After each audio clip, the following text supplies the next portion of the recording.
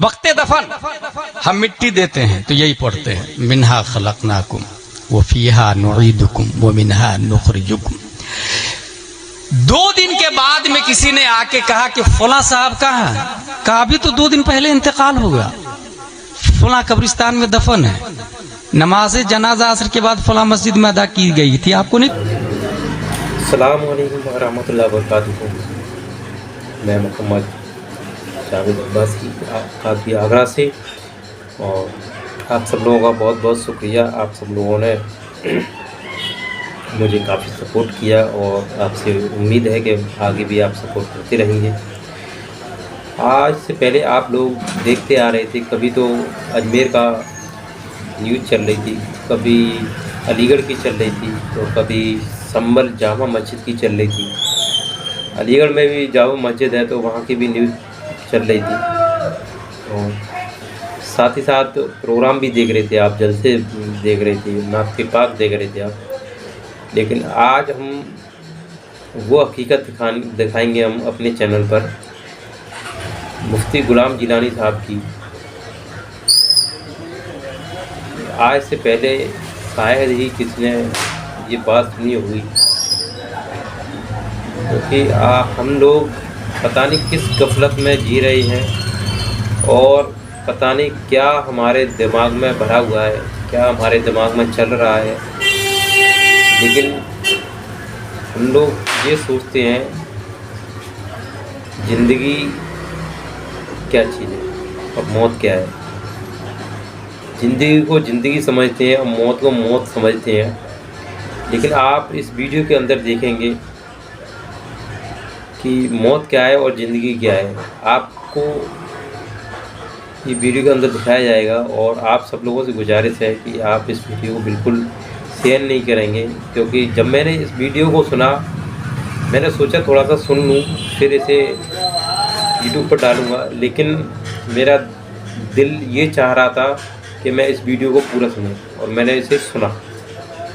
जब उसके बाद में मैं आपसे रूबरू हुआ तो आपसे गुजारिश है कि आप वीडियो को बिल्कुल भी स्किप नहीं करेंगे और साथ ही साथ देखेंगे। मैं इस वीडियो को प्ले कर रहा हूँ, आप हमारे साथ देखते रहें। वक्त दफन हम मिट्टी देते हैं तो यही पढ़ते हैं, मिन्हा खलकनाकुम व फीहा नुईदुकुम व मिन्हा नुखरिजुकुम। 2 दिन के बाद में किसी ने आके कहा कि फला साहब कहाँ है?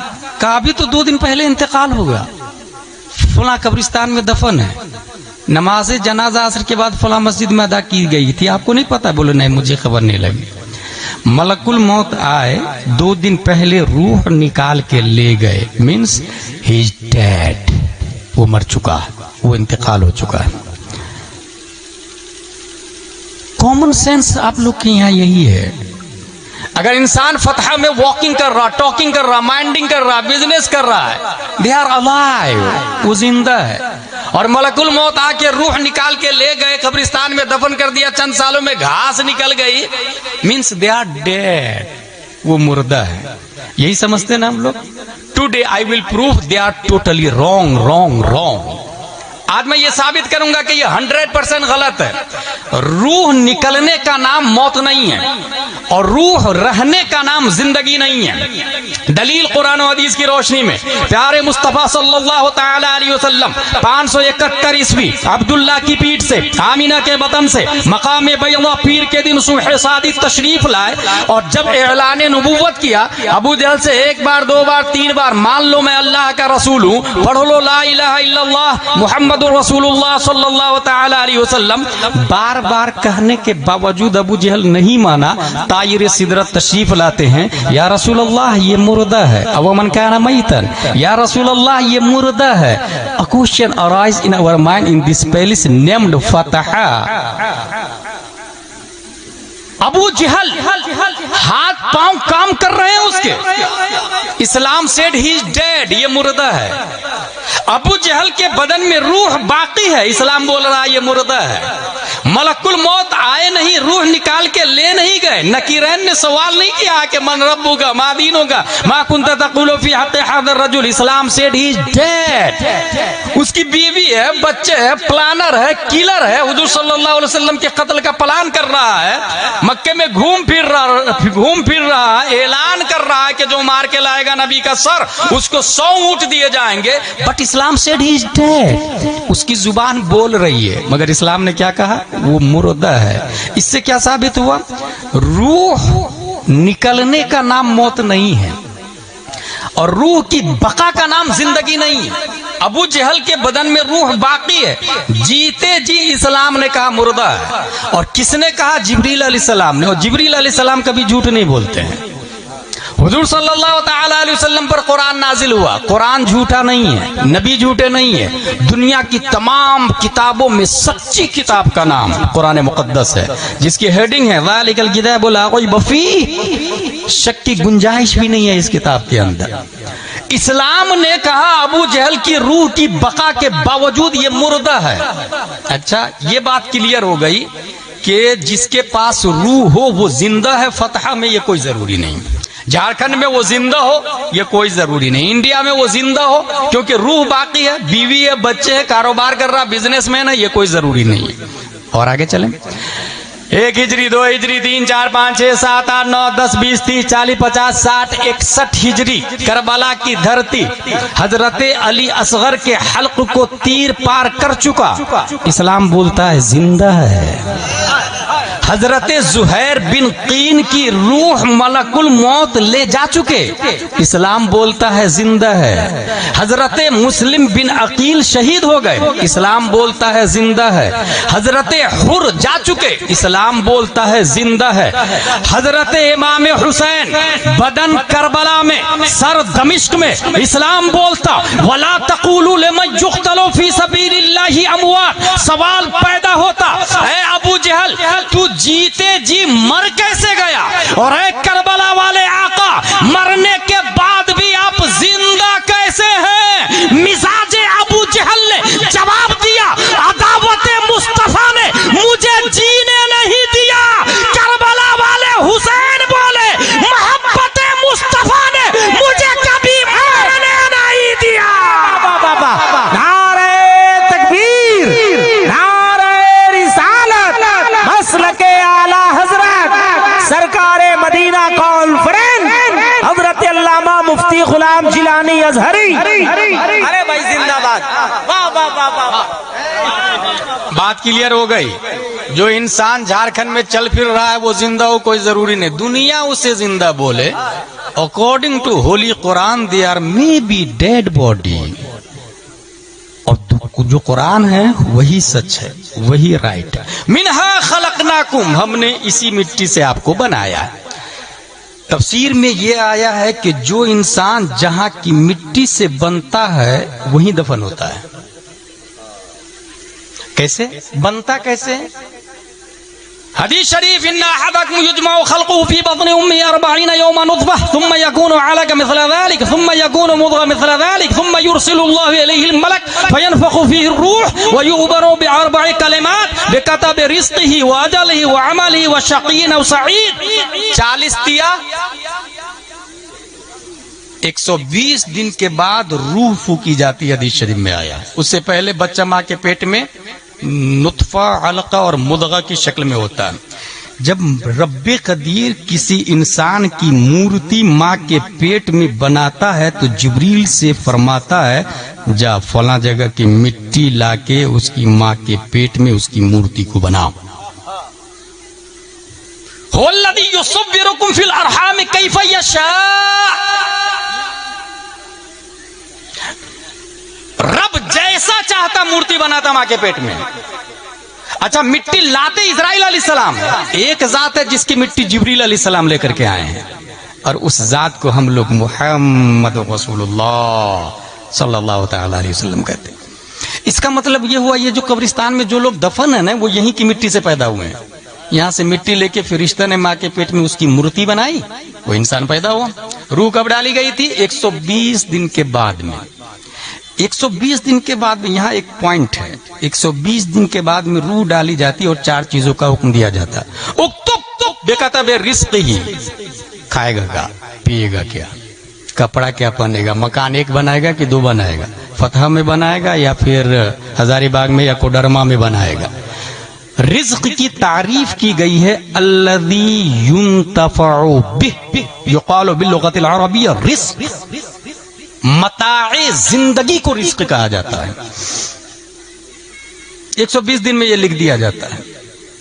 कब मरेगा, 1 दिन के बाद में मरेगा या 100 साल जिएगा, ये फतह में ये लिख, अल्लाह लिखवा देता है 120 दिन में।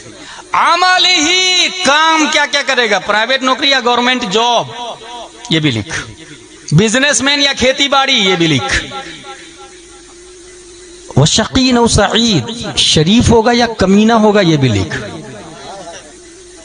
ये चारों चीजें लिख दी जाती है। यहां एक बात मैं लोगों को बताता हूं कि अगर आप चाहते हैं कि आपका बच्चा नेक बने तो 120 दिन से पहले मुसल्ला बिछाए, माँ बाप दोनों मिलके 2 रकात नमाज पढ़े और फिर दुआ करे, मौला कल तू मेरे बेटे की तकदीर लिखेगा, मेरे बच्चे की तकदीर लिखेगा, मेरे बच्चे की तकदीर में जाहिल होना नहीं, मुजाहिद मिल्लत होना लिख दे। मौला तू कल मेरे बेटे की तकदीर लिखेगा, मेरे बेटे की तकदीर में जुआरी होना नहीं, हाजी होना लिख दे। अब जो अल्लाह नबियों को पैदा किया वो हजारों मुजाहिद मिल्लत पैदा करने पर कादिर है, दर्जनों गौस और अब्दाल पैदा करने पर कादिर। बईद नहीं है कि फतह में कल हो के गौस पैदा हो, ये मुहालात से नहीं, मुमकिनात से भाई साहब, मुमकिनात से। ये हमारे उलमा जानते हैं, मैं आप लोग को बता रहा हूं। तो 120 दिन से पहले पहले दुआ कर लेंगे ना, तो अल्लाह तबारक व तआला देखता है कि मेरी बंदी, मेरा बंदा ये दुआ कर रहे हैं, फरिश्ता इसके बच्चे की तकदीर में मुत्तकी परहेजगार होना लिख दे, मुफ्ती होना लिख दे, इसकी 1 दिन की उम्र मत देना, इसकी उम्र 100 साल की लिख दे। 1 दिन के बाद बच्चा मर जाता ना तो औरतें बहुत शिकायत करती है, मैंने क्या गलत किया था, एक ही तो बेटा था, उसको भी मार दिया तूने, 1 ही दिन के बाद मार दिया। ना, उसका था, उसने ले लिया। अगर आपको चाहिए था तो आप 120 दिन से पहले दुआ कर लेते। हाँ, एक और तरीका है हमारे पास में, अगर तकदीर लिखा गई है, जिस तरीके से अगर आप मस्जिद बनाते हैं या स्कूल बनाते हैं, अभी जमजम शाही ने मुझे दिखाया कि वो बना रहे हैं, क्या बना रहे हैं, एक इदारा बना रहे हैं, अबरारुल उलूम वेलफेयर ट्रस्ट, जिसके तहत एजुकेशन भी होगा, चैरिटी का काम भी होगा, बायलॉज बनता है। कोई भी सोसाइटी बनती है तो बायलॉज बनता है, उसके नियम होते हैं, सिस्टम होते हैं। 100 साल के बाद में अगर कोई अहले हदीस कब्जा कर लिया, आप जाके सीधा कलेक्टर को बोले कि ये बायलॉज है और इसमें लिखा हुआ है रूल नंबर 9, इसके अराकीन सिर्फ और सिर्फ सुन्नी सहीहुल अकीदा मसलक के आला हजरत वाले होंगे। 100 साल के बाद भी कलेक्टर के बाप को वही डिसीजन देना पड़ेगा जो बायलॉज में लिखा हुआ है। तकदीर में जो लिख गया वो तो फिक्स हो गया, लेकिन तकदीर अब बदलना चाह रहे हैं। कोई शराब पी रहा, जुआ खेल रहा, फतह में माँ बाप परेशान है, बदलना चाह रहे हैं, तो क्या करे, मजबूर महज नहीं है। अल्लाह तबारक व तआला ने एक ऑप्शन दिया है। 470 हिजरी में उम्मुल खैर फातिमा के पेट से, शेख अबू सालिह की पीठ से एक बच्चा लफ्ज़े अब्दुल कादिर से मुसम्मा जीलान की धरती पर पैदा किया।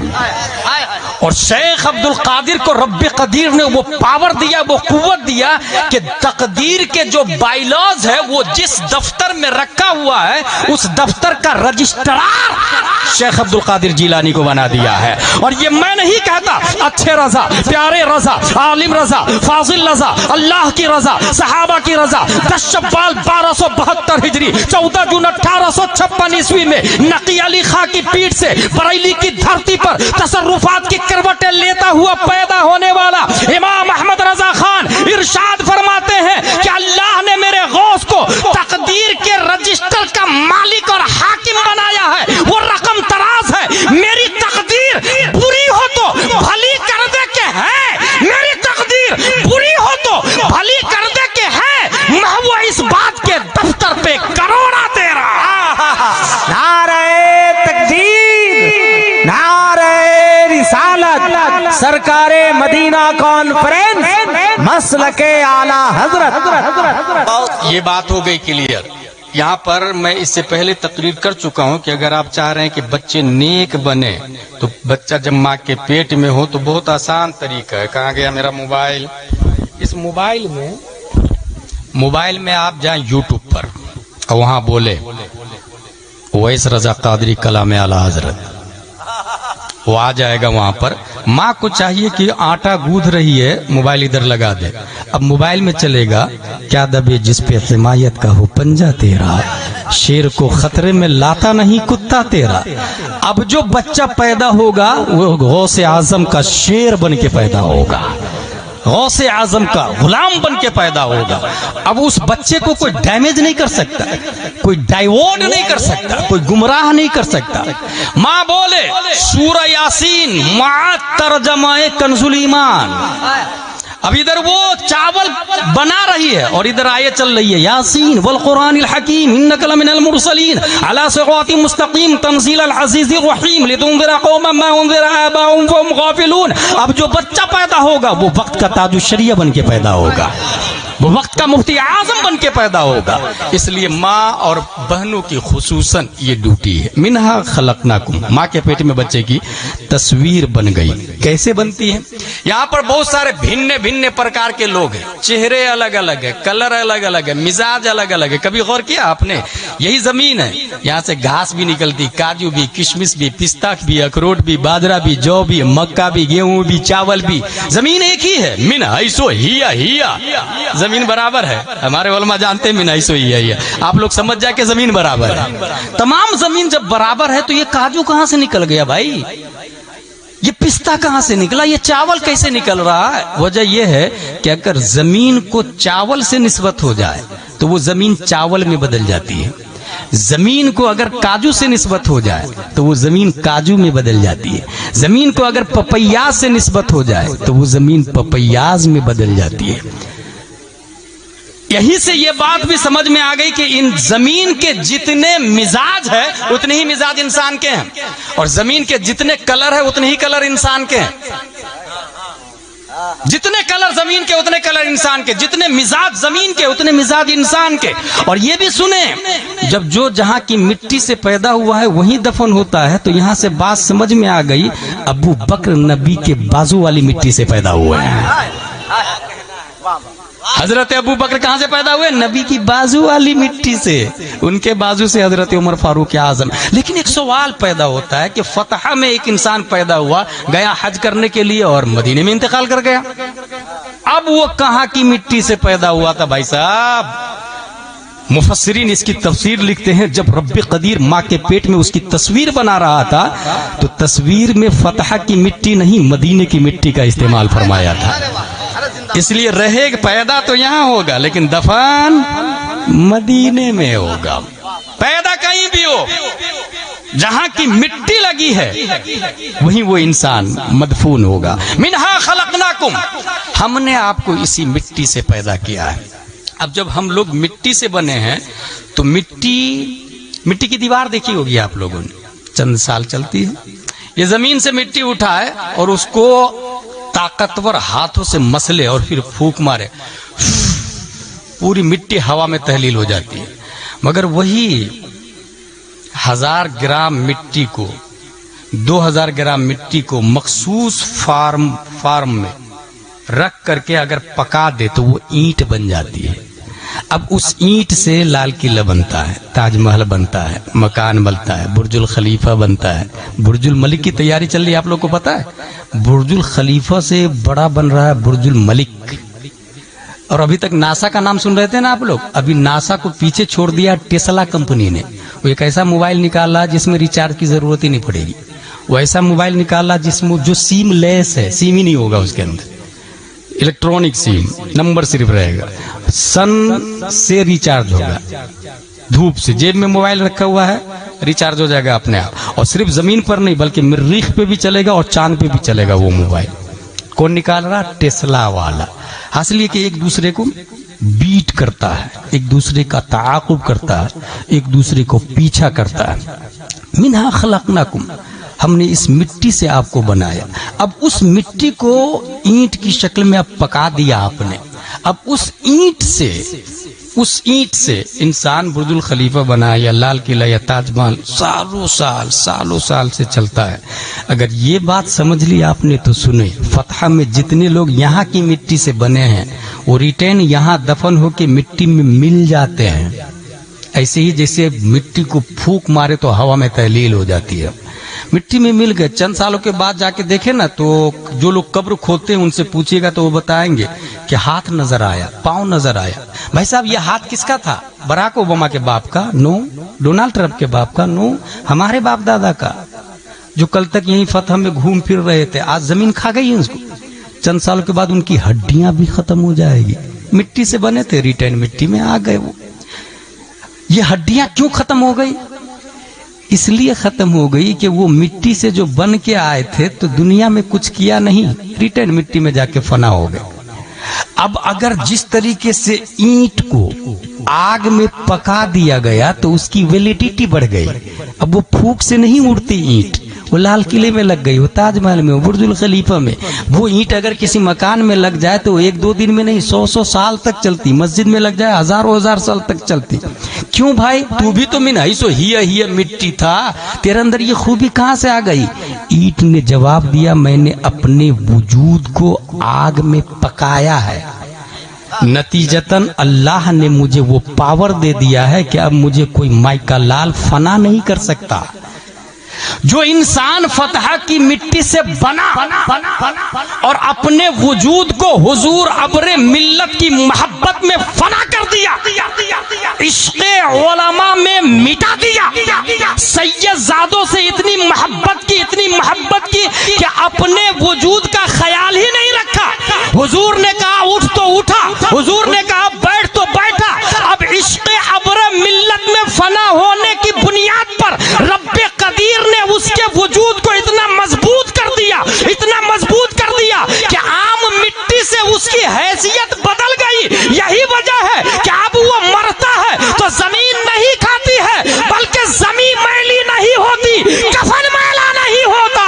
मुस्तफा के गुलामों का कभी वजूद मैला नहीं होता, क्योंकि अपने वजूद को इश्क़े मुस्तफा में फना कर दिया है। तो रब्बे कदीर ने ऐसो ही के बारे में कहा है, वला तक़ूलू लिमन युक़्तलू फी सबीलिल्लाहि अमवात। यही वजह है कि 1300 साल हो गए इमाम आजम जिंदा है, 800 साल हो गए गौसे आजम जिंदा है, हाँ 700 साल हो गए ख्वाजा गरीब नवाज जिंदा है। चंद साल पहले ताजुश शरिया का इंतकाल हुआ। यकीन ना हो तो कब्र खोदो, जैसे कल नजर आ रहे थे वैसे आज नजर आएंगे। नारे तकबीर, नारे रिसालत, मसलके आला हजरत जिंदाबाद भाई जिंदाबाद। बात आसान कर रहा हूं मैं, कोई हार्ड बात तो नहीं कर रहा हूं। जो शख्स अपने आप को इश्क़े मुस्तफ़ा में फना करेगा, और इश्क़े मुस्तफ़ा में फना करने का तकाजा क्या है? उनकी औलादों से मोहब्बत करेगा, उनके वारिसीन से मोहब्बत करेगा। आज भी 1400 साल हो गए, मस्जिद नबवी में नबी ने मिंबर पे चढ़ के जो बात बताई थी हो बहु बगैर जबर जेर पेश बदले, ये हमारे उलमा बताते हैं। 1400 साल हो गए, ये हमारे उलमा बताते हैं।